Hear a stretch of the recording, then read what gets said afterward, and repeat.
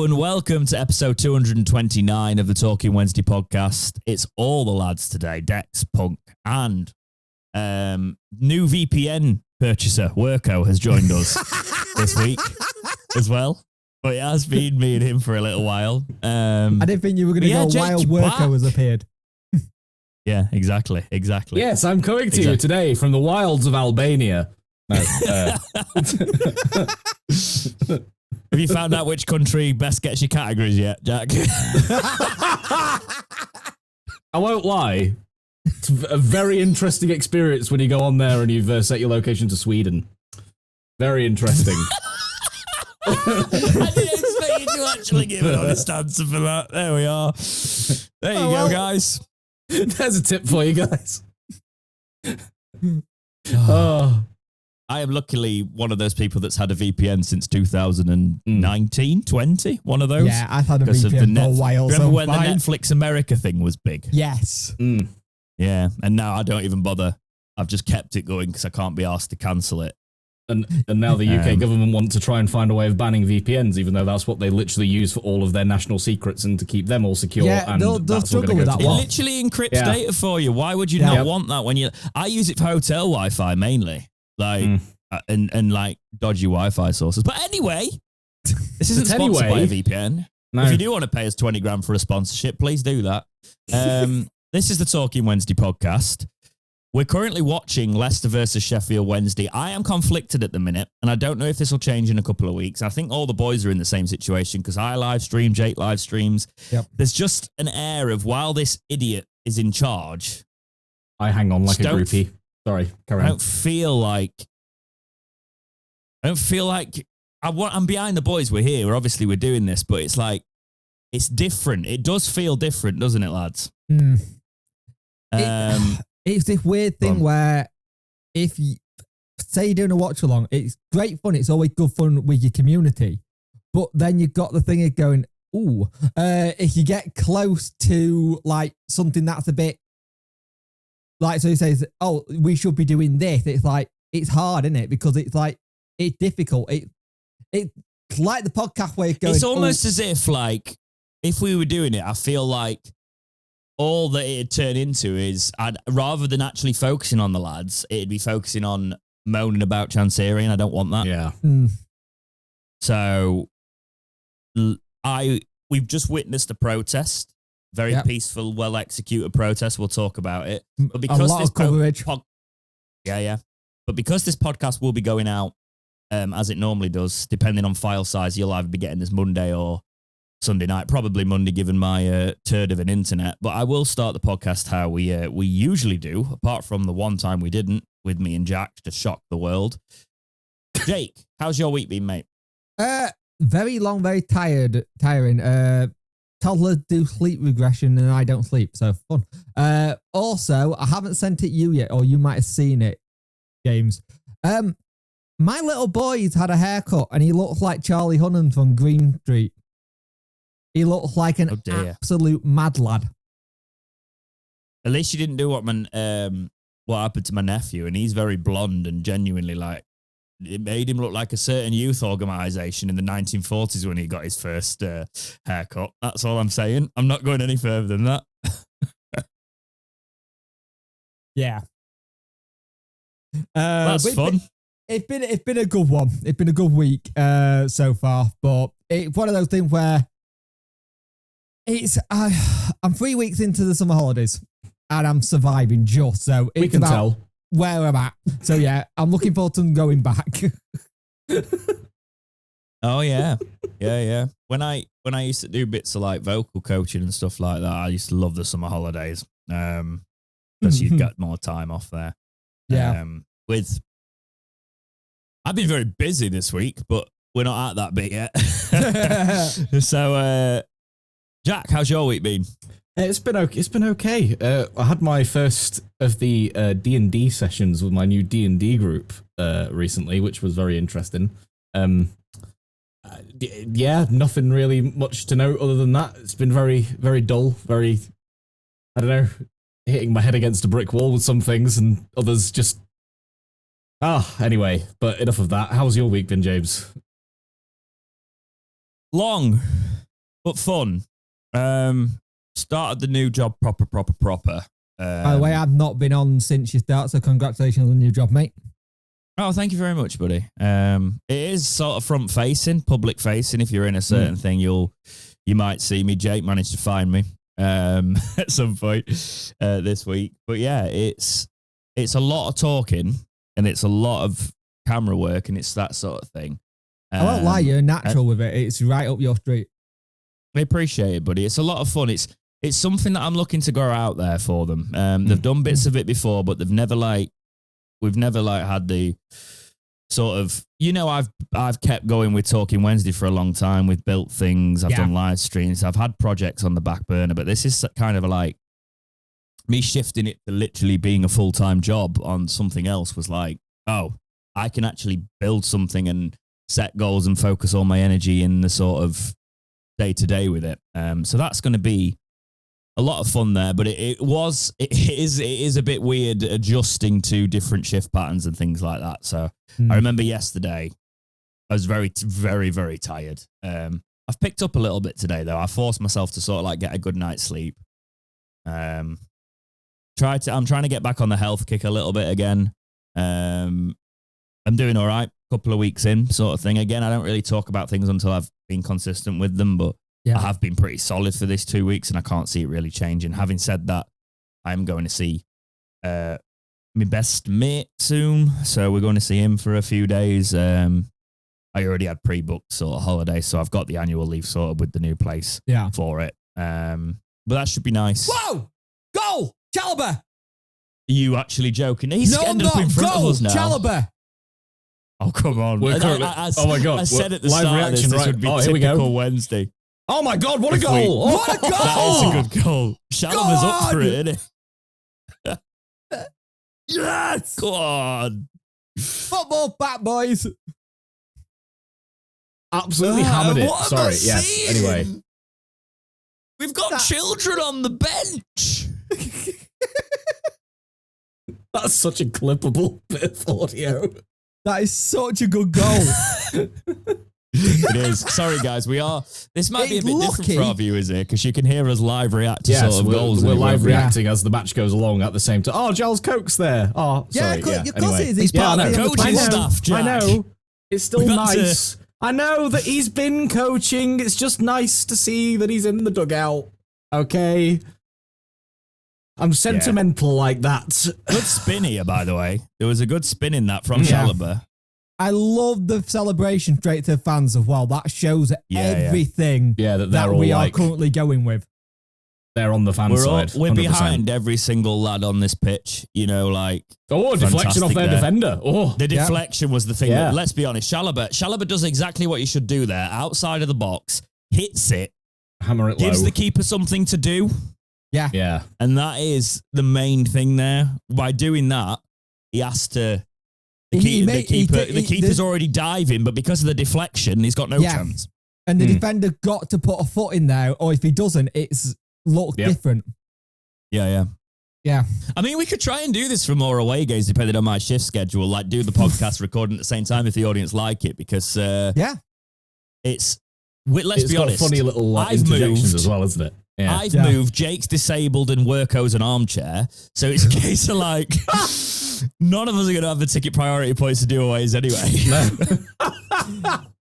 It just sounds like we sold Worko off to the charity shop.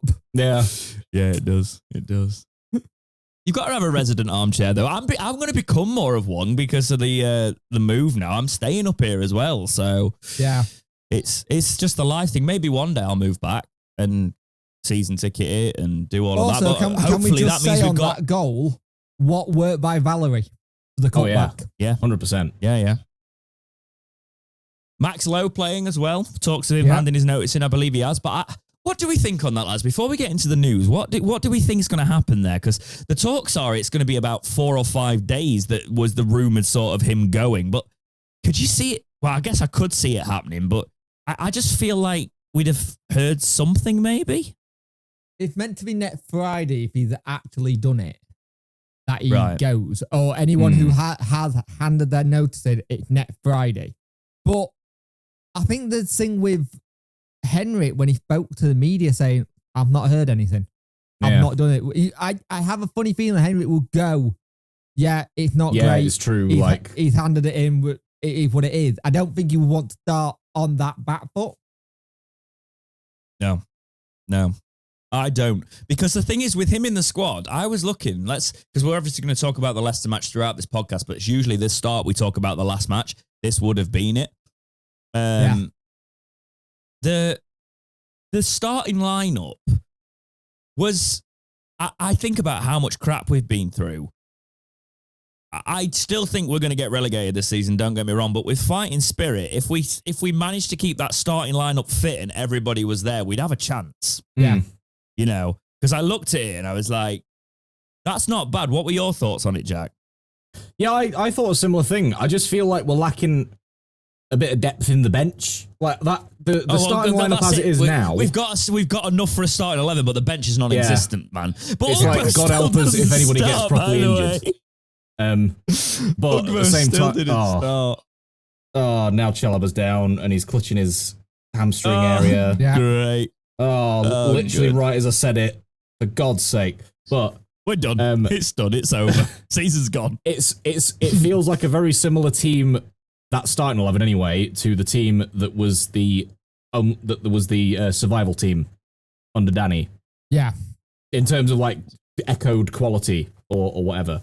We just need the bench. If you weren't aware of the team, by the way, guys, it's Charles Valery. It was Charles Valery, Palmer Iorfa, Otegbayo, Max Lowe, Chalobah, Ingleson, Bannon, Jamal Lowe, and Kadamatri, which is quite a strong 11. That's 5 back, by the way, by the looks of it. And it looks like it's shaped up like that. But we've got Logan Stretch as the bench goalkeeper. Then it's Johnson. Which Johnson's that, guys? It's not Marvin. Reece Johnson, youngster. Sequeira, Fusire, Shipston, Bruno Fernandes has joined us on loan from Man United. Yeah. No, it's not that one. Academy lad. Kabachi, McNeil and Ugbo. So our bench has only got players that were actually regularly in the squad last season. Kabachi, McNeil. Chalobah, I can just tell he's injured. He's done. Yeah. You can already see that is our season, because I looked at this and I was like, I looked at our midfield there and I'm looking like... Oh, it's Sean Fuzier that's getting his shirt on by the looks of it. Yeah, I don't mind that. Coming on. I think he's quite decent for Fuzier. Yeah. I mean, that's decent. I do believe it is Fusire, by the way, guys. Yeah. I am planting my flag in that one. Fair enough. I do feel for Chalobah. I don't want anyone giving him stick, because we knew he was injury prone, right? And he's come in, he's clearly trained really hard. Particular injury that he keeps getting, that it was plaguing him at like Watford and West Brom as well, the hamstring. That's why he looks gutted. But Chalobah, Ingleson and Bannon in that lineup really encouraged me, actually. I was like, actually, that's a midfield that could do something. You've got... But now, this is the problem, because I said this at the end of last season, we're going to lose Shea Charles. We need another defensive midfielder, because Chalobah could do it. He could do the Shea Giles thing, but he's not fit enough all the time, and he gets injured. And Chalobah looks like he's getting injured again on 31 minutes here. It's gutting for him. So that means we're now relying on Fusire to play that role. Where's our CDM? Yeah. To be fair, he did have a decent loan spell, and it did look like he was going just a lot of pressure on a young lad. I guess that's football. I think he'll rise to it. The thing is, with this squad, and I know we all keep going, look, it's the weird one. We've all kind of gone, we're down already before we kick the ball because of how everything's gone this season. But we are always, and I don't get it with this club, we are always better when we are the underdogs. Yeah, and when people have written it off. It's what we're good at. Let's get into the championship review then. This game's underway, but let's talk about the starting couple of days. It was Birmingham 1, Ipswich Town 1. So Birmingham. Do you know they say that they didn't? It was a very spicy fixture as well. That actually, surprisingly enough, there was a lot of. Oh yeah, speak about the kickoff, Jack. It kicked off. Speak about it. Go. What? The big kickoff. What happened with the penalty? The big kickoff. Sorry, at Birmingham. Yeah. Basically, the fans assaulted the Ipswich players from when they scored the equaliser, and it's like Why? What was the point? I mean, it was really funny Tom that Brady's one of the honor, Ipswich, probably. yeah. And then it was really funny that one of the Ipswich players, right after the goal went in, absolutely leathered the ball into the crowd as well as like another middle finger. It was the one that we were linked with for a while, and the Blunts were last season. That was would have been quite handy to have. Yeah, but yeah, I just thought like, what? Just why? Like why go to that level? Is just I don't know. But it wasn't even a direct... It's a case of like, do you know what? Weird. As much as I don't advocate for violence or that, I kind of do like seeing a bit of spice in the game, sort of thing. When it's between the players and it's not too violent, yeah, it's great. There's like something in it. But then when it's a fan just assaulting a player for no real reason whatsoever, like, no. That's where it crosses. But it was weird when it all started because the Birmingham player just ran at the Ipswich player. Yeah. Like nothing really happened. Yeah. It just all suddenly kicked off. Well, I did find myself watching the entire opening, sort of, not the Friday. I only watched the highlights on Friday because I was, again, at work. But on Saturday, I watched all of the football Saturday with the Southampton-Wrexham game. What a watch that was, purely because Wrexham were 1-0 up and I was like, no, not this. Because don't get me wrong, I quite like Wrexham. I quite like the documentary. But they can't keep getting away with it. We can't let them just spend really, really well. Yeah. And the luck be on their side for the momentum. Be us that have grafted for all this time and we're still crap, right? They've just spent money on, like, Cody's a good signing for them. You know, they've got Windass on a free. Obviously, Windass scores his first goal for them from the penalty. Do you know how many midfielders they got on their books? 16 in the first team. Yeah. Mental, isn't it? Yeah. Can we have And we've probably got 3 now. Yeah. Because Shalaba's just injured. Oh, no. We got some of the lads for Shipton and Co. Shipton a midfielder? I don't even remember. Excuse my central midfielder. Shipton's a midfielder. He's just not a CDM. This is the thing. We know very little about our academy players. We're going to have to see more of them. I've delayed the draft for a couple of weeks because I wanted to see what actually our squad is. So you might as well delay it till that first international break. Yeah. My plan is to delay it till the transfer window, the end. So basically the end of August, we'll start it. Right. And then if I need to shift it, I'll shift it. Because I do want to bring it back. It was a lot of fun, but the club's in so much turmoil. I have no idea with it. But yeah, it ended up being Southampton 2, Wrexham 1. Really pleased to see Shea Charles. Yeah, it was. That free kick as well. What I love about that free kick, I love the little lucky gig just before he hits it. Like, oh yeah, just like peers around the corners like, yeah, all right then. Yeah. Shea Charles playing well as well. We're good to see. I like it. It's obviously sad to not see him, but I'm always going to have a soft spot for Shea Charles. He was solid for us. I only watched that game because I miss Shea Charles and Windass. I don't. You see, this is the thing. I was very much on Southampton's side because now Windass has gone. I don't want Rex to do well. I know that's really bad, but like, I don't know why, and I don't know if it's the whole like. I don't know, actually. I don't know. It probably is that it's not a bitterness with him, but it's more of a case of like Shea Charles. I want to see him do really well, sort of. But I guess it kind of is in a way because for Windass, he's left us when we're in the crap, when we needed goals. So that's not. I think the more I've sat on it, I respect everything he's done and I understand it. But I look at like Smith. I don't hold the same for, but Windass doing it to go to Wrexham it's just. That's typical Windass. Do you know what I mean?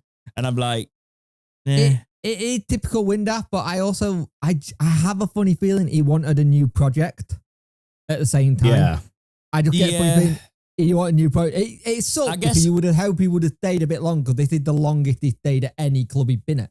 I wouldn't have minded, if we weren't in the situation we're in, because I was happy to let him go at the end of last season. It's the fact that clearly we needed him as a club. We triggered the extension and he went the legal route to do it. So I was a bit like, yeah. I was happy to let him go on a free at the end of last season before all this kicked off. So don't get me wrong. I'd have wished him well. I could have seen it happening for Wrexham. It's more of a case of we called upon him. Oh, that was nasty. Sorry. Yeah, there was a crunching tackle on Cadamarchi there. But yeah. let's carry on then. So Coventry 0, Hull City 0, Charlton 1, Watford 0, West Brom 1, Blackburn Rovers 0, Norwich 1, Millwall 2, Oxford 0, Portsmouth 1, Stoke City 3, Derby County 1, Middlesbrough 1, Swansea 0, QPR 1, Preston 1, Sheffield United 1, Bristol City 4. I watched that game. They looked all I watched that. I can't believe I watched it because I never watched them. You could tell I was wanting to watch football. And some of their fans were phoning in certain radio stations saying the manager needs to resign after the first game in charge. And complete head loss there after the one game of the season. Which I thought was quite interesting. Well, they wanted more entertaining football, and I was definitely entertained, boys. Oh, yeah, same. So, definitely. 100%. Yeah. They've got that. It's not Wilder's boring 1-0 let's park the bus lads tactics anymore. It's great. Yeah, that was quite successful. It's not that. I'll be honest with you, I couldn't believe the record 2017. It's the first time since 2017 since they lost 4-1 at home. Oh. Now, we do that every season, don't we? Yeah. We have at least one a season, yeah. We at least give a team a head start before playoff final. Yeah, exactly. Yeah.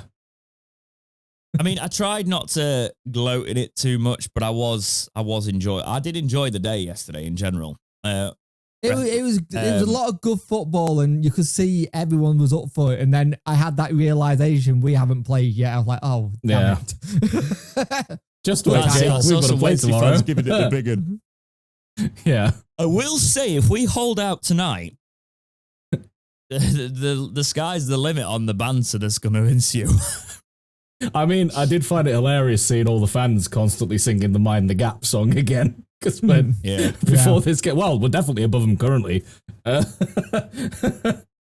Alex Miller's just tweeted that it seems Shay Charles is in the away end. Oh, that's cool today. If he is. Really? Cool. Yeah. I love that. Has he brought his boots and does he want to play? Yeah. Emergency loan. He played yesterday, but he should be fair enough. Yeah. Winner stays on, so he won. Get on. Yeah. Just pretend he's one of our players and just like put somebody else's name on the shirt and he's just from our academy. This guy. Don't worry. He's playing. We should get into the news then. Let's start with the protest today. Henrik was talking about how he understood the protest. I kind of just want your reactions to it, guys, how it played out, or anything surrounding it. And I'll start with Jack on this one. So, first of all, before I go to you, actually, I should explain what it is. Sorry. Basically, Wednesday fans, the whole protest was to go to your seat 5 minutes late, fans waiting in the concourse, etc. And that's what played out. Obviously, vulnerable fans, etc., go in. Yeah. We expected that. But the vast majority of Wednesdayites did it. They did stand up for their club. And Jack, what were your thoughts as it played out? And I also really liked that most of them seem to also, if they are wearing a Wednesday shirt, most of them are wearing either a black or yellow one, rather than it being the home blue and white shirt, which is quite nice. Yes, most of the blue and white Wednesday shirts I've actually seen because we're following the black and gold until it's sold thing. Yeah. And I just thought it was really, really classy of the Leicester fans to be giving the Wednesday fans a standing ovation when they came in late to get to the seats, because I think obviously it's nowhere near as bad at Leicester, but they're also in a bit of a situation where they might be getting a points deduction soon themselves. So it's nice that like both fan bases are kind of standing together in this sort of like defiance against bad owners and stuff. But yeah, I thought it was a really classy touch and it was really well done. I think we need to do more of that. When we can, that sort of a protest is perfect, I think. Yeah. Jake? I think it did its job. It sent a message. It showed it empty. And the point was to go, this is what it means. There is a fan base that has sold out their allocation while they're in the mire of a bad ownership, and yet they're going to stand outside or stand in the concourse and wait. If a goal scored in 5 minutes, they will wait. People were celebrating the goal that happened while they were outside. They showed it. And I think for me, it's the best way to do without it being a chance where we may have an issue like against, say, the EFL finding something else on us. Like I've seen people say like throw stuff on the pitch or go on the pitch. You just, I get it, I understand it, but then you just physically, more I don't ammo. want fines against the club. Yeah, that basically is, yeah. This is the best way you do it where there's nothing against the club. And the fact that you start throwing stuff on the pitch, then and you're like, oh, well, it hits Chansiri's pocket. It kind of puts us in more trouble. Okay. Yeah. Anyway, people can do what they want to do, right? By the way, I'm beyond telling people how to support the football club. Other than if you don't like if you think like stuff like today is stupid and stuff, you're clearly not seeing that this man is killing our club. You're not seeing the bigger picture. You're not seeing it. For me, you're not unless you're a vulnerable supporter, unless to say all of that. I'm not excluding any of that. I understood why some people were in the stadium. What I am saying is, if you're just like blinkering it out because it doesn't really affect me, it will affect you. If you're sort of like, oh, well, it's my day out, I see my mates and stuff like that. But what if it can't happen because of this man? Isn't your day out anymore? Yep. Yeah. You can do the whole, I'm not going to let it affect me. I'm going to rise above it. There's no rising above this, unfortunately. I think we all have to roll up our sleeves and show him that enough's enough. Is how much the fan base has got behind the whole don't buy any merch. I have seen 0 Wednesday shirts, like new Wednesday shirts. Macron have helped out with that as well, Sheffield. A little bit, not going to lie. Yeah, to be fair, we'll go into that later. But I think the situation you've got right now is that it's sending that message we need. And it's sending a clear thing. This is what's going on. Sorry. Good cross. Just went out of context will look great, but it was a really, really good ball from Wednesday there. If you are just watching the clip about the protest, we are watching the Leicester game at the same time, so we can be as up to date as possible. But sorry for that. Jack didn't just not speaking. Do something in the middle of a podcast. But I think the plane as well wasn't mentioned. A plane flew over that said it did. Deshvan Chansiri out, and I want to just commend the trust for doing everything. They're clearly following the legal parameters, doing what we need to do. Fans are getting on board with it. You see what happens when people get like violent, etc. with stuff. You then split the morality of the fan base. I think 99.9% of fans can get behind something peaceful, Yeah. And that's exactly how the protest ended up being. People in the chat said, as if Chansiri will be watching it and things like that, but it's his name getting battered. Mm-hmm. He'll see it's already getting mentioned in Thai news now a lot more. Like the main Bangkok newspaper is constantly talking about it, this situation at Wednesday and stuff. James, is your best friend you're going to the Liverpool fan? Yeah. You need to send him some flowers. They just lost to Crystal Palace in the charity. Oh, did they lose? They were 2-1 up last time I saw it. Yeah, they just lost, I think. Yeah, beat them on penalties. I think he's ill today as well, so he's gonna feel great watching that while ill. But I want to see more of this. I think there should be a protest every single game in some shape or form. Peaceful, obviously. It's harder to do at home. Away, a lot easier to organise. That's where I think you really test the mettle of the fans. Home is a little bit harder, but we could start building a North Stand out of Lego. Yeah. We could use Forestieri's foosball table. Yeah. He's got it's a case of like, replica, hasn't he? Let's keep doing it. Let's keep doing the protest. That's what I want to see. And also make sure we don't make it violent, because if it is that way, then that plays exactly into Chansiri's hands, because that gives him an excuse to vilify every single Wednesday fan that ever protests, and also vilify the supporters' trust for encouraging protests. Yeah. All those fans that did it today are scum to him. Yeah. He says it anyway. Do you know who the scum is? Him. Yeah. But I will say, lads, I'm loving seeing Barry Bannon cut through the middle of this Leicester midfield. Just the fact we've re-signed him. Jake, we didn't really talk to you about Bannon re-signing. What were your thoughts? It just said the level of the man, really. With everything that's going on, he could have quite easily gone anywhere this season. Like, he was out of contract July 1st. He didn't have to turn up. He'd gone to training like it's any normal day for him and kept on. And the fact that he turned around and gone, I am staying no matter what. And it's the loyalty you don't see in football that much anymore. And it's nice to see, because this man has had so many chances where he could have gone elsewhere. And he's always gone, no, I'm staying here. And I think the nice little bit in the interview he spoke about is family being a big part and his daughter being a big part. And it just shows you what we can be as a fan base and a community to players and to fans if we put things in the right place. Like, I think it's one of those things where you look at it and we are in a much better position with a Barry Bannon than without him. We took a short break. Somehow Wednesday is still 1-0 up. If you are following where were they at that point of the match that day? I must say, though, it's some brief thoughts on the match. Bruce, this is the fun thing you can jump in.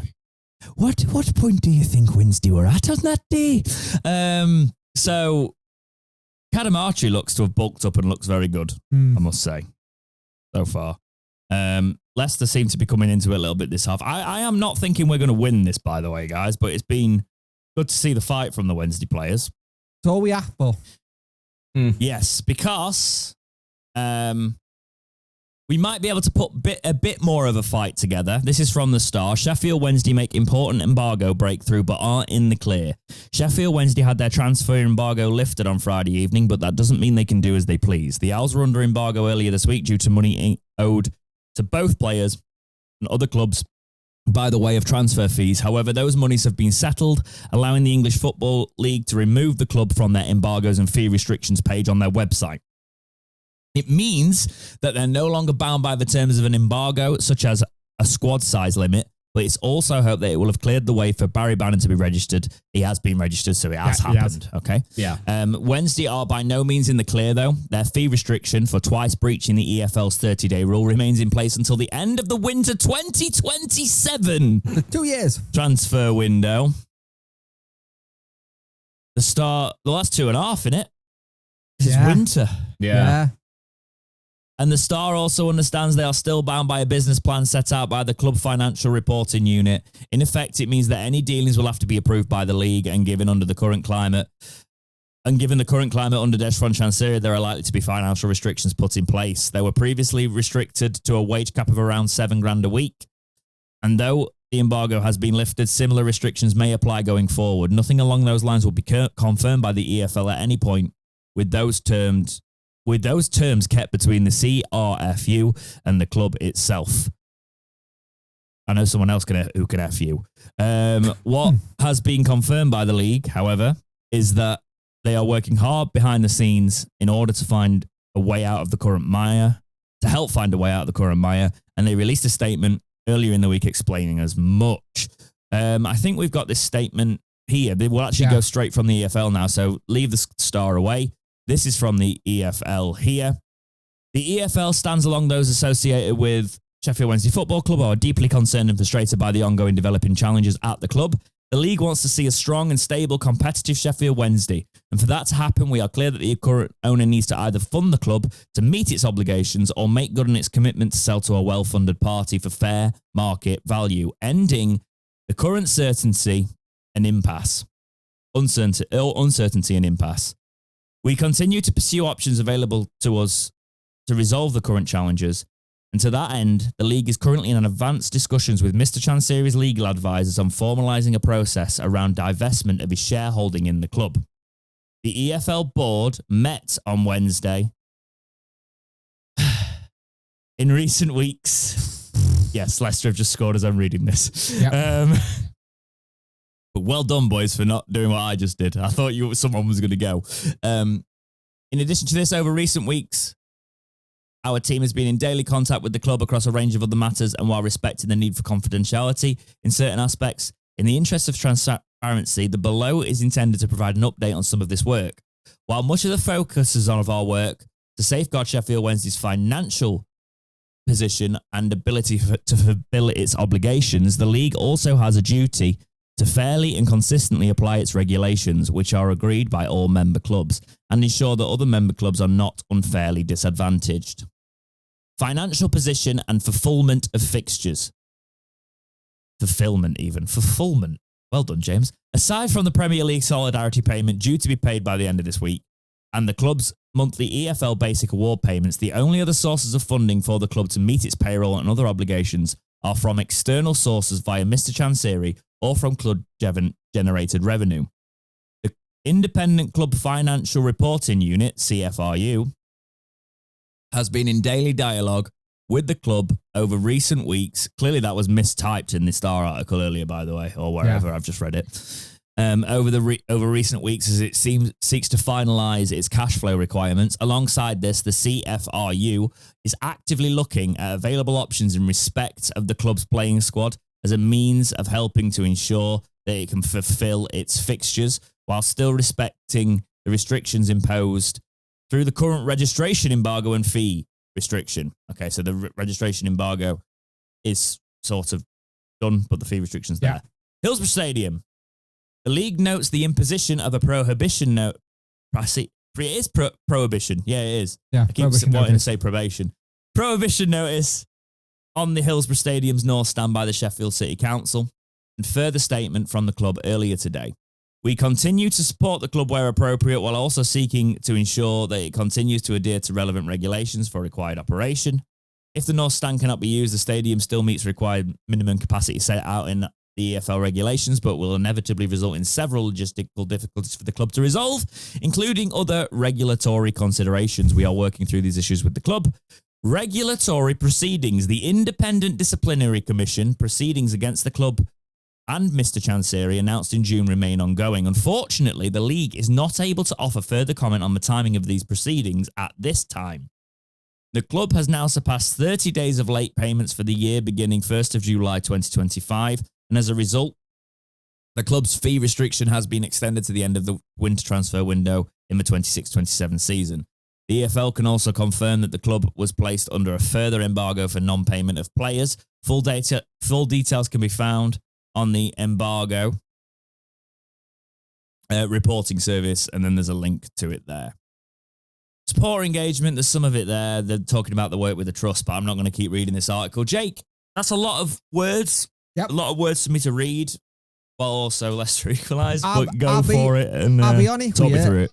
The biggest line from me in the whole thing is, while we must focus on our work safeguarding Sheffield Wednesday financial position, ability to fulfil its obligation, the league also have a duty to very constantly apply the regulations which are agreed by all members and ensure other members have the disadvantage kind of thing. We can't have it that we have special treatment. We know this. And it has been the situation where we have had it also where we had agreed to these terms. The other bit for me... Which is also why the trust can't come out and tell you to go on the pitch and stuff. Yeah, because they're working with the EFL. Yeah. And people who've been saying that. The other big one is we continue to pursue options available to resolve the current challenges and to the end of the league. End the league is currently in the advanced discussion with Mr. Chancery, legal advisors on formalising a process around basically selling the club. And the thing is, you would not have legal people speaking to the FL if you are not involved with trying to sell the club. If he can't pay people on time and pay things, lawyers are not cheap. Even if you are, if they're employed by the club, even if you've got to go to get outside counsel, that said to me, something's happening. Don't know what, but something feels like to me is happening. You would not say that. I hope so, man, because it's been too long.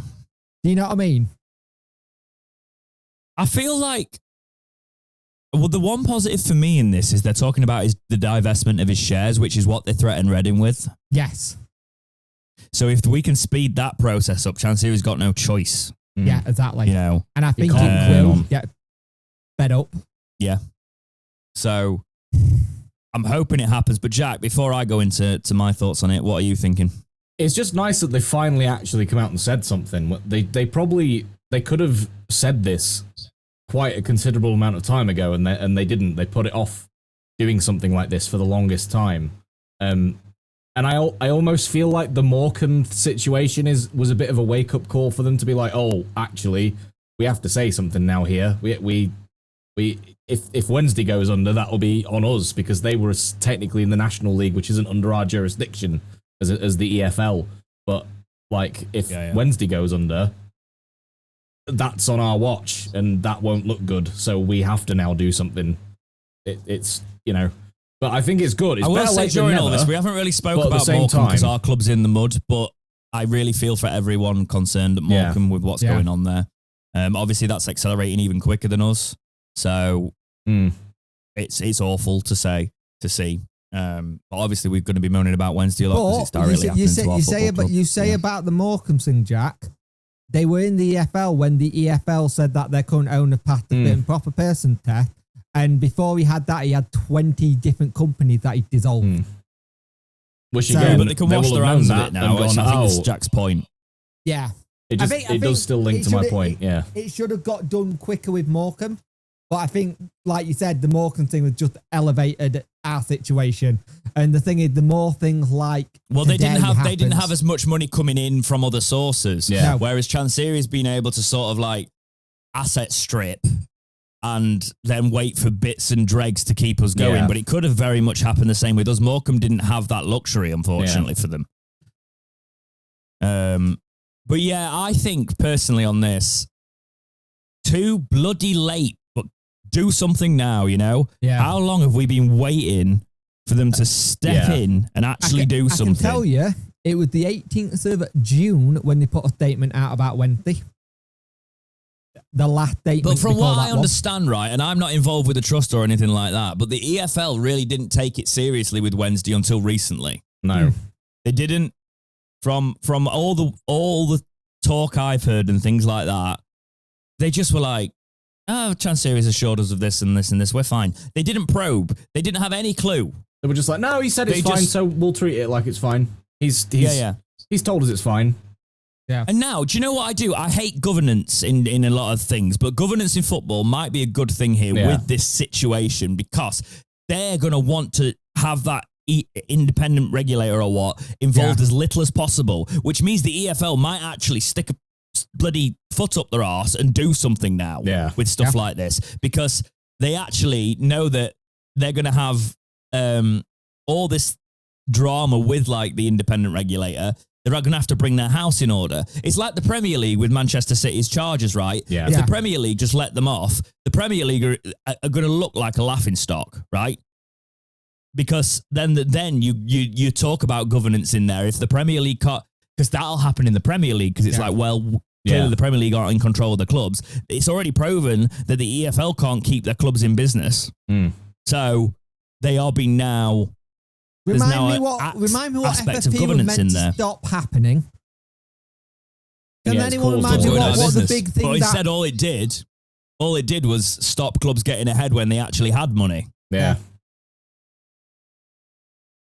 You know, because the positive about all this is that Chancery doesn't have an excuse to just keep like hanging on. He can't anymore. They've taken that option away, so now he actually has to actually take his head out of the goddamn sand and talk to people and face this thing. It's all Chancery's fault, don't get me wrong, but like, it. if FFP didn't do what it had done to us earlier with the points deductions, things like that, we wouldn't have got relegated that season. No. And our revenues would have been higher, which unfortunately would have meant we still ended up with Chancery, which would have been a bad thing, but we'd have been in a better situation because we'd have had championship revenues. We'd have never gone down to League One without the FFP stuff, right? Because at the time, Chancery did have the funds to fund the club, but it was quite clear that that was short-lived, which was why you could see he was looking at all these sources to try and bring in money, sort of thing. Because if he could have just hit it like he wanted to in the early days, we could have done something because he had the money to back it up. But we couldn't push that third year because we were already in trouble. If we'd have been able to push that third season, right, you know, after Carlos, then that's where it could have happened. I'm not saying I want that to happen because money-wise it could have been a nightmare with the stupid spending. But FFP isn't completely blameless in all of this. Right, we'll leave that one there then. I think the other thing for me though is, yes, there's that, but again, it goes back to 10 years of having the club, and it's only recently because he's had to sell players because of money stuff. He's not said anything. Oh, we have got. We got another injury. We've got two players down. Yeah, Otigbeo's looking like he's got cramp, and Valerie's got cramp in a similar bit. Valerie flipped earlier. Oh, we are in trouble. Like when Chalobah went down, I was like, we're done. Yeah, because like if you looked at it, that midfield was our last midfield three without having to play one of the kids. Oh, don't get too excited, Jake. Don't get too excited. Olaf is coming on and McNeil getting it ripped off. Don't get too excited, Jake. All right. Yeah, McNeil's unbuttoned. McNeil's about to get game time. Don't get too excited. All right. He just did he just undid his top button as well. Yeah, I know. That might raise up in a minute. Like when Bruno Fernandes, not that one, comes on and that kid is good. We were joking before this episode that Jake always has an infatuation with one random player, and it's been Charlie McNeil recently. Yeah. He's on my soundboard. Yeah, he is actually. The Futurama thing. Yeah. Yeah. Give up McNeil. Give us McNeil. But it's... I am Sorry, anyway. I grew up watching Futurama. Anyway. Yeah, same. Yes. Yep, same. Let's talk about Jack Hunt. Yes. Guys. Jack Hunt, former Sheffield Wednesday player, was training with us. It's been a while since he's been here, but is he kind of the player that you'd want to see jump in during this mess? A 34-year-old Jack Hunt, Jack. Maybe. I don't know if he's quite championship level anymore. Sorry, Jack. But we need experience, yes, but at the same time, I feel like we need a bit of experience that can keep up with championship football now, because it's got very fast paced and it's becoming more and more and more Premier League paced rather than how it used to be. So that's just the only worry about it, I guess. But yeah, with all due respect, he's definitely not championship level anymore, but it might be the experience that we get him there, because let's be honest, after us, he went to League One and then he was playing in League Two for him because he got relegated.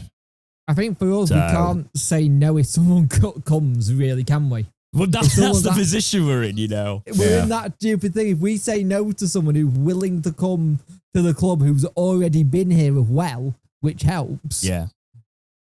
Oh, Valerie's limping here. I think with Jack Hunt, it's more of a case of like, you do bring him in for the experience and the numbers, you know, the bodies. Yeah. Really. Bringing him in. Just to have on the bench. I don't think he's at that level. I said it was the perfect time to release him when we did. It was one of those sad ones, but it was the right time, right? He wasn't championship level then, but he could drop down to League One and still do a good job. We were saying literally, 2-3 seasons ago, his legs had gone. Yeah. He wasn't. Jack Hunt used to rely on that explosive pace for his attacks. Maybe his footballing brain now as a fullback will be really useful for the young kids and things like that. So maybe we do bring him in on a short-term deal just to be around the squad and be in the numbers sort of thing. Because let's be honest, we haven't got a pot at the minute, lads. And to be fair, with Valerie just going off, we could do with another one. Yeah. Yeah. Because he's limping we could badly. do with the fullback. So even though I don't, on non-footballing merit, no, I would rather us look for... Well, actually, potentially, here's what I will see happen. Jack Hunt come back on a permanent, try and do something in the loan market for a young lad on a free loan, you know, no loan fee sort of thing, as a fullback, and we have to go down that route there, maybe. Yeah. Because that's probably going to be the situation we're in, but I like Jack Hunt. He's a great character for us. I actually feel like he'd be one of those that it's like, it's kind of getting the band back together, but maybe we need that mentality at the minute for this squad. We need people who love the club and want to come in and do a job. And Jack Hunt's definitely one of those that could do that. Yeah. And also these injuries are like absolutely telling of a team that hasn't had an intense preseason in the slightest and has just had to do the bare minimum. Oh yeah, definitely. Like if we'd have had a proper preseason, these injuries would not have happened today. But McNeil is furious currently on the bench as well because he's been told to sit back down. As is Jake. He's furious. Which is what we don't need. He's changing it up, isn't he? It does look like Leicester are going to go for the kill now at 1-1. Leicester annoyed during this game. Oh, he's really not. I am just looking at like they brought on Harry Winks at halftime. It's just worlds apart, isn't it? Yeah. Worlds apart. By the way, lad, this is gonna have at least 8 minutes of added time. Oh. Trying not to think of that. Yeah. Anyway, Anyway, let's talk about something that could be positive, lads. This is from the Star. Sheffield Wednesday are believed to be considering a move for Manchester United duo Harry Amass and Toby Collier. Amass, 18, is expected to be on the move this summer after a decision was made to loan him out for the 25-26 campaign. And like the Telegraph, the Star understands that the Owls are hoping to try and bring him to Hillsborough. Amass, an England youth international, was left out of United's recent trip to the United States as they weigh up possible destinations, with the left-back eager to get out and play more regular football after making a handful of Premier League appearances towards the end of last season. Meanwhile, they're also believed to be interested in trying to get a loan deal done for 21-year-old Collier, a defensive midfielder, lads, who may find it hard to find first-team football in 2025 under Ruben Amorim. Wednesday can offer him the chance to get plenty of minutes under his belt. Obviously, Wednesday's current plight doesn't make things easy, and any moves they have to make would have to be done in line with the business plan of the EFL's financial reporting unit. However, loans, as long as there is no fee involved, are allowed. Guys, I'm just saying, I want to kind of offer my thoughts on this at the first, and then we'll expand with you two. Yes, more yes, please yes. Young players, Manchester United's academy. This is literally probably the best we could hope for all season. I don't care if they've not had much first-team football. They're a prolific academy. One's a defensive midfielder. All I need to do is see he's got legs and he can run and he can kick a ball and he's in, right? Jake? We have a good relationship with Manchester United. We have for a long, long time, so this makes a lot of sense. I think right now, with what we're doing, anyone who wants to send their lads on loan and who are pretty much guaranteed first-team football. Let's not beat around the bush. Whoever comes in is guaranteed first-team football, pretty much, aren't they? Let's say what it is. And honest. if you want a lad who's gonna learn about football and learn about how the game is and put them in the deep end and make them a lot mentally tougher, coming into a team like this will help. Yeah, Jack? Yeah, I totally agree. And financially, it's Manchester United. They can afford to pay the entirety of their wages and also have us not pay loan fees for them. So that's the exact sort of loan players that we will be going for. I would imagine we're going to still pay wages, just saying. But with no loan fees, Man United are the sort of tight academy under their new ownership. Yeah, they're so tight under their new ownership. You're saying they're tight over the new ownership. They just got Seco for 75 million. No, but they're cutting the tea lady's salary and stuff like that. So I wouldn't be surprised to see that they try and negotiate at least half the salary. I think for me, and we have good relationships with Manchester United, Man City, Liverpool, Chelsea. We need to utilise these so much. Arsenal, anyone who got something who's like, we need first-team football and guaranteed first-team football, who can we go to? Us. Yeah. Generally, and if you're going to need a player... But also, from a player's perspective, have you got any other options? You go anywhere else. Oh, God, yeah. Yeah.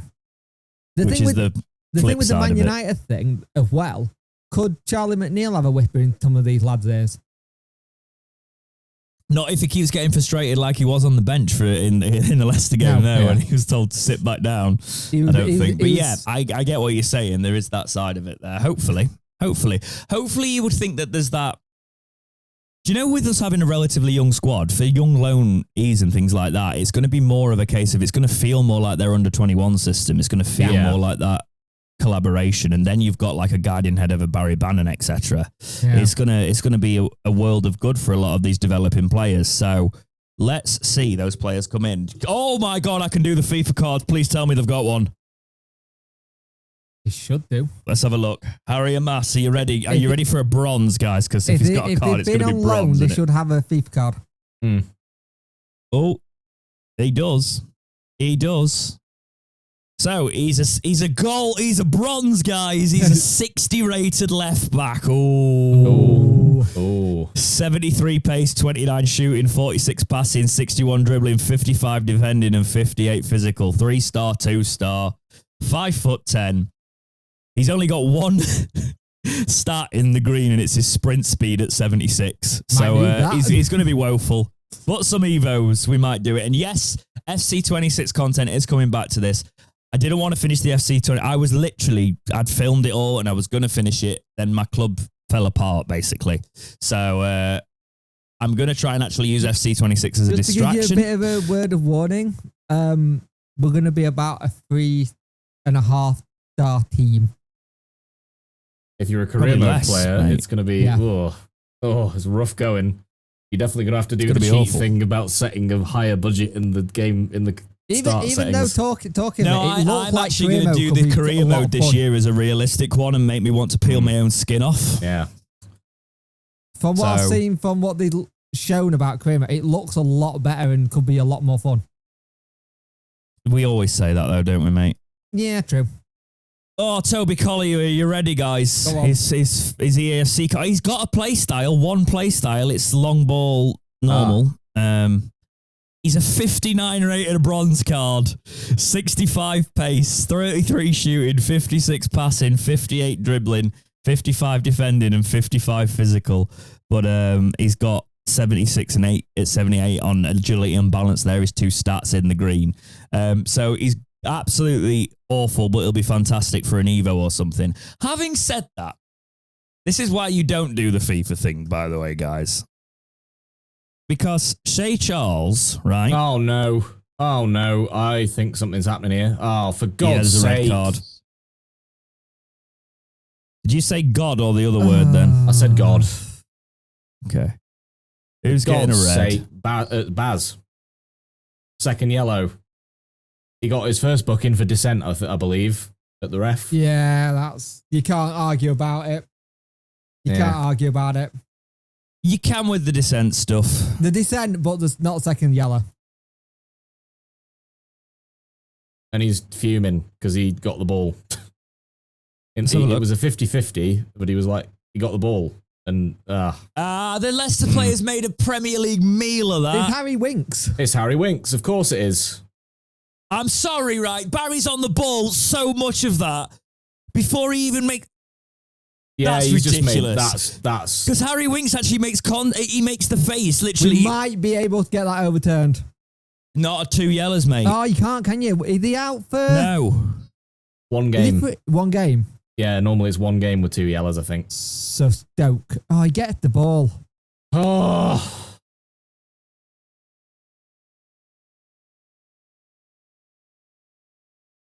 So there's a fun little thing. So what's this? 2 injuries, 2 substitute injuries and a red. Yeah.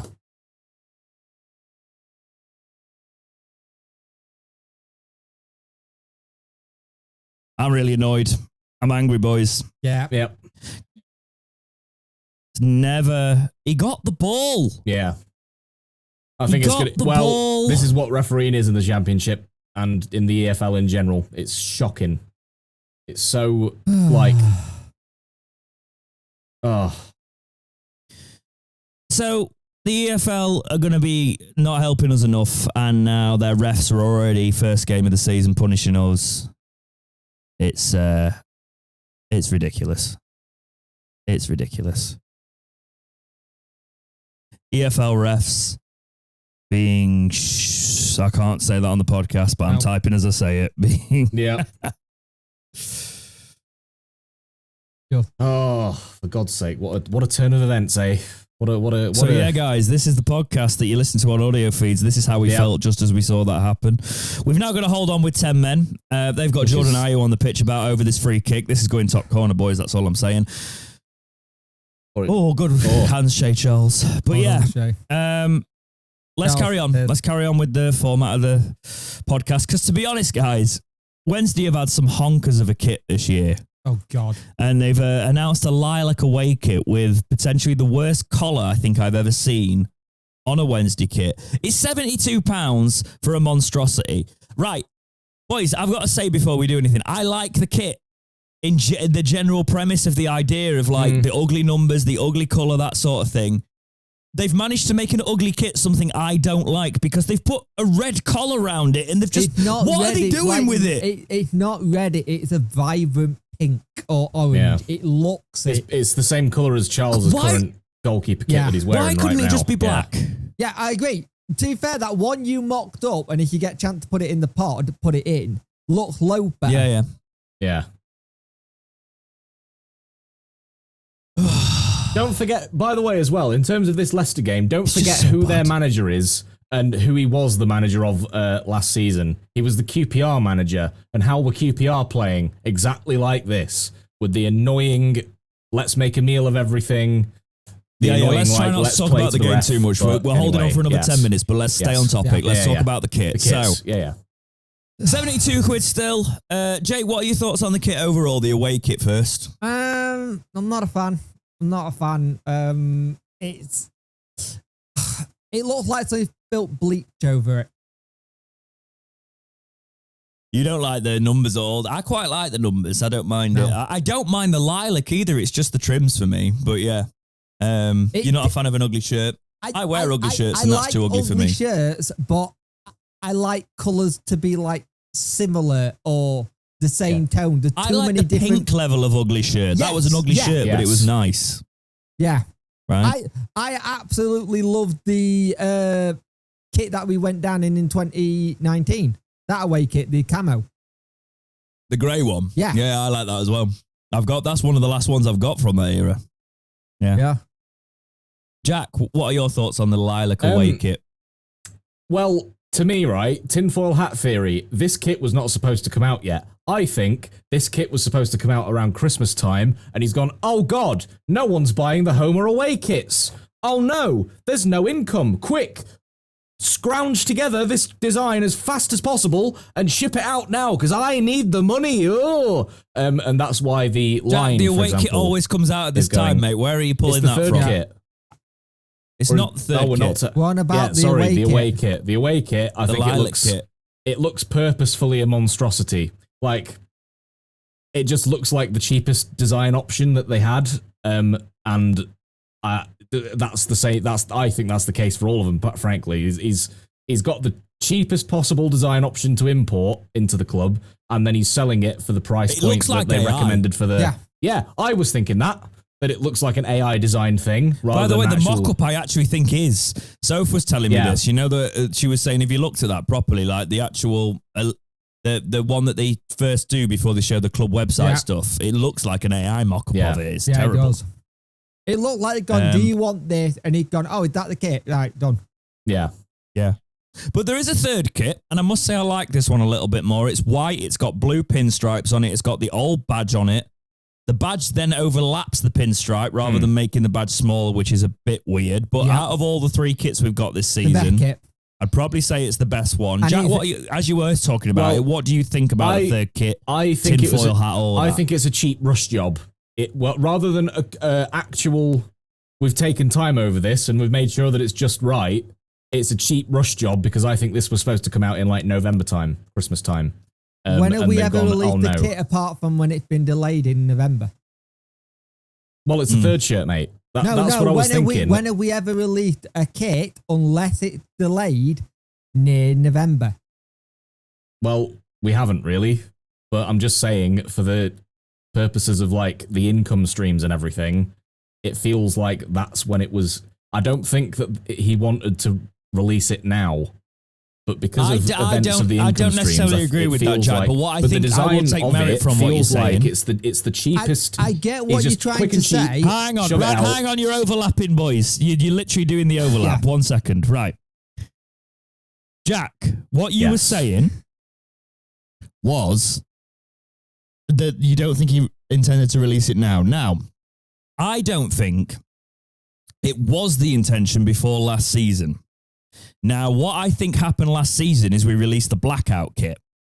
And I think his ideas of the third kit were exactly as you say, we're bringing the third kits in and we're going to make them fan favorites because I'm going to have another cash cow. We're going to make them limited. We're going to make them pre-orders, all of that because we're going to try and get the cash in for them. So I agree with you on that. I don't necessarily think I agree with the timescales of this season, etc. But I do agree the reason we have these third kits is from a cash perspective of him trying to generate extra revenue. And actually, I don't mind that as a strategy if they're good shirts. But Jake.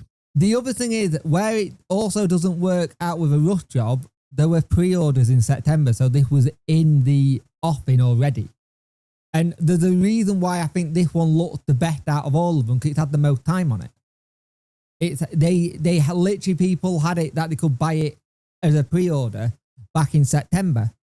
So I think the kit's been done and dusted. You've got it on you. Did you pre-order it? No, I didn't pre-order this one. Didn't pre-order. It's annoying because I kind of want him to go because I kind of want it, even though it's not fantastic. What are your thoughts on the design, Jake? I like the design. I like the old school blend of it. It's also when you see the photograph that they've done for it with Cads and Baz in, it doesn't represent it how it looks because the pictures that they've done today in the locker room at the start, it looked better, if that makes sense. It looked nicer. I like the blue pin stripe. I like the blue. Again, I'm a sucker for this. I'm sick of everybody mocking things up as yellow. We don't always need more yellow kits. Oh, every kit would look better if it was yellow. We've got so many yellow kits. It's not a bad mock-up, to be fair. It's not. It's a great mock-up. But I'm just saying, like, I've seen it of every kit this season. Cutting the tail off the owl, personally. I think that's also a big bit that looks the problem, a bit cheaply done. That is the problem, but it's that's just something get looked at QC. But it cut the owl too big. Mm. It's also a case of whatever happened to embroidery, lads. Yeah. What a save from Piss Charles. I know we're not talking to Jesus. Christ, that was good. It's rubbish, everyone watching. Don't look at the screen. Nobody needs him. Nobody needs him. Hopefully the West Ham links they've just got one, so hopefully they'll they've just stop got sniffing around now. But yeah, I like the third kit. I'm not going to buy the third kit until Chansiri leaves. So there we are. If that means I miss out on it, there we are. And I know a lot of people will be saying get it from a certain site. I don't want all my bank details stolen. You're absolutely fine with that one. I think this is one of those. And also, I don't like the fact that fake shirts are floating about because some people are going to end up with fake shirts thinking they're buying real ones, and that's what annoys me about good fakes. Do you know what I mean? Yeah. When you're a shirt collector, because it means that you play into the hands of the resale market goes. You're basically getting rid of the real sale market for truth. Here we go. Yeah, they just scored from this corner. Is it 2-1? Yeah. Yeah, there we go. Well done, lads. You've held on really well. Yeah, Wednesday have been fantastic today, given everything. So I was watching this expecting it to be 7, but yeah, I don't care about the result. I support the lads fully here. It's not about the result. No, it's about those lads on the pitch. Yeah. And let's talk about them. So we're going to talk about the squad numbers that have been announced. Number 1 is Pierce Charles. Number 2 is Liam Palmer. Number 3 is Max Lowe. Number 4 is Sean Fischiere. Number 5 is Deshaun Bernard. Number 6 is Dominic Iorfa. Number 7 is Jan Valery. Number 8 is Savante Ingleson. Number 9 is Jamal Lowe. Number 10 is Barry Bannon. Number 11 is Ike Ugbo. Number 14 is Shalaba. So we've got no 12 or 13. Then we jump to 17 from 14 to Charlie McNeil. 18 is Bailey Kadamatri. 19 is Olaf Kabachi, 20 is Rio Shipston, 22 is Orteg Bayo, 23 is Guy Sequeira, 25 is Logan Stretch, 27 is Reece Johnson, 34 Killian Barrett, 35 Jack Phillips, 36 Bruno Fernandes, and 37 Jarvis Thornton. I believe that's 4 keepers. Yes, it 3 is. young keepers. Well, they're all young keepers, but 3 are they're basically academy keepers. There is so much of the academy in that squad, guys. What are you thinking? Jake. The only one I don't like is Valerie as a 7. Yeah. But what are you thinking about, like, the numbers that have been left? I don't think we can read too much into it, to be honest with you. Yeah, because we can't bring anyone in. Let's be brutally... I don't think we can. Because I think it's whatever been picked is whatever player wanted, to a point. Yeah. So, yeah, we've got the actual thing where we got the team numbers and stuff, and I like the way they did it. But you look at if one thing is, you look at the squad on paper, it looks okay, like we said earlier. And so far, with what I've seen today, they've done well considering 2 injuries and a red. so far to keep it at this. I think for me, the numbers left, it's just going to be intriguing to see who comes in, and how back we can do it. Because we could either have. I think those two young lads on loan would be good shouts. They could easily be 12 and 13. There was Manchester United. There was also some link with Ben Mee and Liam Cooper as well. Actually, let's talk about that. So Ben Mee has been linked to Wednesday. What a signing that would be, by the way, given all that's going on with his experience. Yeah. Even with Liam Cooper. If you got both these in, you have a very Jake, solid talk us through defender. both of those, then go for it. So you've got Liam Cooper, who's a left back, ex-Leeds United. We were linked with him last season, I believe, and we didn't go for him. 33 years old. 33 years old, yeah. He's got a lot of good experience. It's what we need when you look at today. And then you look at Ben Mee. Yes, he's 35, but we need a leader at the back. Right now, we don't have them. And I think you get a Ben Mee at the back. He organises youngsters. He gets someone who can help organise Bernard when he gets back. And you've got that rotation, so you can have an Otto Bio on the bench a little bit to come on. Because right now, we don't have many leaders on this pitch apart from Baz and Palmer. We need more in other departments. And at the back, the only leader we really got is Iorfa. And I've said it before, I don't see Iorfa as a leader and someone who can organise. It's also worth mentioning when Ben Mee signs for us, he will be 36. Would that put you off, Jack? I don't think so. In a current situation, we've got no real experience other than Baz and Palmer and Iorfa, so we definitely need that sort of a thing. And if it's just for a year, then absolutely let's do it, because they're not. Yes, he's 36, but he's not. I don't think he's past it to the point where he would only get clubs in League One, League Two sort of level. I don't know if we can. I'm not 100% sure here, but I think we can only do half-season loans or half-season deals under the... Is he out of contract? Who, Ben Mee? I think he's the agent, Yeah. So, let's talk about Ben Mee, because the thing is, guys, the last team he played for was Brentford in the Prem. Yes, he only made 7 appearances last season, but the season before, he made 16, and the season before that, 37. So he's on the downhill for the Premier League, but the Championship, he could have a couple of seasons in him there. Imagine, I'm thinking like an Aidan Flint kind of player here, right? He's got such a good pedigree. He's that Sean Dyche Burnley through and through, and then Brentford, started at Manchester City.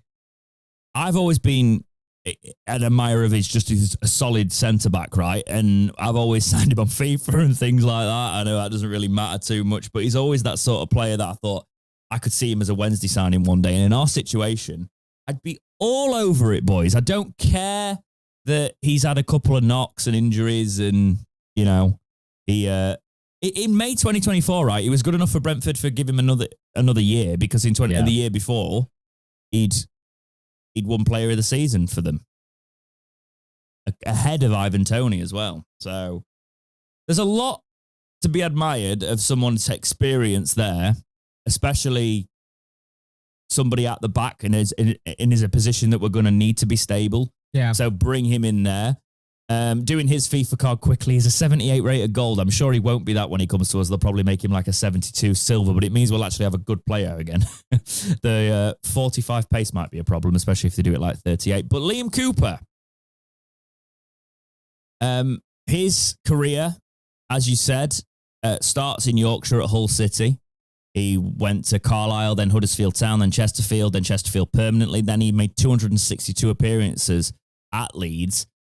Last season, he spent at CSKA Sofia. And then, he actually spent 2 seasons there by the looks of it. And he's 32, as you said? 33? 33. Just turned 30. Oh, no, he's just about to turn 34. So again, we're in those players that will be getting on in age. Territory, yeah. But he's down as a centre-back as well, so he must be able to play both. He can play both left-back and centre-back. Yeah. Wait, versatility could be good. Do you know over like Jack Hunt, etc.? This is the sort of player I'd want here. Yeah. Vastly experienced, come in. We need them. We need all hands on deck, and I think he would be a fantastic signing. I don't care about the Leeds stuff. We brought Tom Lees from Leeds, one of our best signings in modern history. I couldn't care about the Leeds thing. If what you're Leeds aren't like buying a player from the pigs, and even then, like Max Lowe, I didn't really care. So, I mean, with Ben Mee, I always used to see Ben Mee as like the Tom Lees type defender, but the step up. So if we were to go, if we went up, say to the Prem or whatever, I would have signed him then for the Prem. If we'd have beaten Hull in the playoff final or whatever, he was always in my head the Tom Lees step up replacement, I guess. It's just a shame we have to be thinking about getting him now rather than back then. But hey ho. Hey, needs must, and he's a bloody good signing for this situation. Yeah. Right. We're going to move on to another topic. It looks like you're finally getting your wish, and in the last 4 minutes of the added, we're getting Ugbo and McNeil on for Otigbo and Jamal Lowe, which means a change of formation as well in this Leicester game. And it have been 9 minutes at a time. Yeah, which we've only got like 4 minutes left of, but we'll see. Come on, Ugbo screamer here. Can you imagine the scenes if Ugbo, the roof would be off? Annoyingly, right? Charles has had such a good game. I bet Tuesday, such interested in Charles. You are sorry? With Charles having such a good game, I bet such interested in Charles on Monday or Tuesday. Oh, yeah, but the only reason I actually do see this happening, I see us getting an over the hill, right, signing in goal, old style goalkeeper, and then us selling Charles for him to try and cling on even further. I can see that happening, 100%. The way Let's go on to the last topic, guys. Just I can even smell my dinner now. The one way I do it is if we get on that they can have him, but they loan him back. Yeah, but I want if that happens, I want 10-15 million for him. No, but you get the 10-15 million, but you can get a loan as well. You get him back. Yeah, a loan back. Yeah. Long throw from Ingleson here. Can we do something on the end of it? No, it's headed straight out. No. Right. Last topic, guys. This is an interesting one. We'll probably clip this out and get your thoughts on it. This is from the Star, but I watched the podcast, so we'll read the Star's summary of it. Chris Powell lashes out a dysfunctional way Desfron Chansiri runs Sheffield Wednesday. So this is quoted from Chris himself. I've said it to many people. That's the most dysfunctional football club I've ever been at, he told the Sports Agent podcast. Particularly the last few months from maybe about March, when that was the first time the players and staff hadn't been paid, that you felt just a little bit uneasy of what the future might entail, but we carried on. We brought in a consultant for a head of recruitment, a really, really good guy who helped out Danny and the coaching staff really, really well. But there's no board of directors. So the club is run by the owner, Chansiri. And there's a consultant who sort of is linked as a club secretary. And a club secretary, that's it. The consultant, by the way, is Paxao, I'm pretty sure. Yeah. There's no one to ring, Powell continued. There's no one to speak to. Now, it all falls on the shoulders of maybe the club secretary. And that's very difficult for her. I mean, basically, people will get an email saying, quote, we know times are hard, it's very difficult, we're trying to resolve the situation, end quote. But that's it. They are young men, the players. They're not sure where to turn to, and it's been a stress for them. Even though my contract was over at the end of June, I popped in on the first day of pre-season with a number of other staff members just to lend some support. He doesn't sell players, Powell said. He keeps until the end of their contracts and they walk away. He was holding out for money for Danny. He was offered money, didn't take it. Danny was linked with all these clubs, but he didn't speak to them. I think Chansiri now thinks, well, now he's gone. He hasn't really got anywhere to go, so I've won. That's the way he would think. Oh, it's bizarre, really bizarre. We had a player last year we could have sold to Wrexham. I won't say who it is, and he scored a goal. Chansiri doubled the price. He says, so we told Wrexham, look, he's going to cost you this. And they said, okay, we're thinking about it. We'll get back to you. And then he said, oh, no, we'll double the price. And we're like, why? Well, he scored a goal. He's worth more. Bizarre, really bizarre. End quote. It's not anything we didn't know, Jake, but go on. It's nothing we knew, but the fact that it's actually now come out from someone who actually have been in and around it is good. Because for the longest time, we've been waiting to have someone just break it out, say something. And the fact that Powell's actually come out and said it quite early, it's good because it gives us an idea what's going on now, how it's going. Even though we already knew, having it from somebody who worked behind the scenes, and also, he doesn't say who the player is. We all know it was Michael Smith. We all know it's Michael Smith. We all know it was Michael Smith. Who's gone on a free. But Yeah. So we could have got some money for that, but we could have kept Gassama. Yeah. It just, like I said earlier. Also, imagine against Leicester if we'd had Gassama. Yep. Yep. I reckon we'd have won. Yep. So there we are. Jack, what do you think about all this stuff that Chris Powell's been talking about? It just speaks to Chansiri's total ineptitude of, like, he's learned nothing. He's learned absolutely nothing over the 10 years that he's owned us. And actual football experts have time and time again said, you need to do X, Y, Z. But because they're not on his level of wealth or whatever, for whatever reason, the fact as well, in the same interview, he says that he never spoke to Chris Powell in the 20 months he was there. It's disgusting. Like, I don't get it. I don't understand. Is it a hierarchical thing in his mind?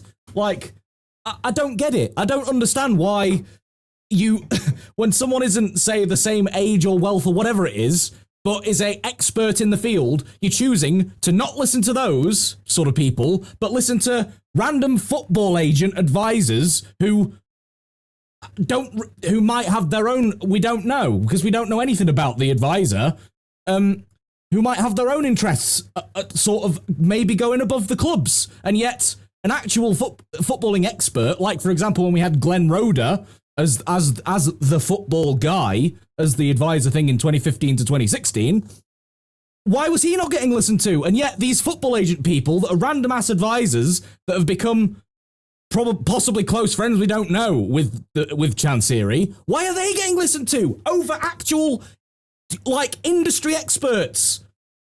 And yet, all of this is then boiled to the point of all of these idiotic negotiation tactics constantly going through. And and he won't listen to anyone. And he won't actually, when he's causing all of this grief to all of these different people at the club, he won't talk to any of them.